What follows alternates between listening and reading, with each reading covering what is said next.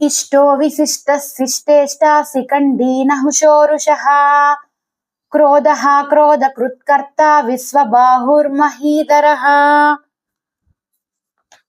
అర్థం: మహామహిని బాహువులతో ధరించిన ఆ మహనీయునికి ఇష్టులు లేరు, అనిష్టులు లేరు. ఇష్టి చేసిన వారి ఇష్టులు, లేనివారు అశిష్టులు.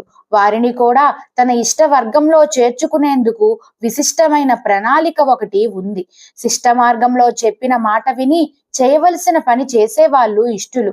అలా చెయ్యని వాళ్ళను అదిరించి బెదిరించి సరి అయిన మార్గంలో పెట్టేందుకు పరమాత్మునికి సాత్వికమైన క్రోధం పనికి వస్తుంది. కోపం పాపమే, కానీ కోపం వల్ల పాప పరిహారం జరిగితే అది కూడా పుణ్యమే అవుతుంది. శిష్టులను ఇష్టులను ప్రోత్సహించేందుకు పరమేశ్వరుడు క్రోధాన్ని నటిస్తాడు.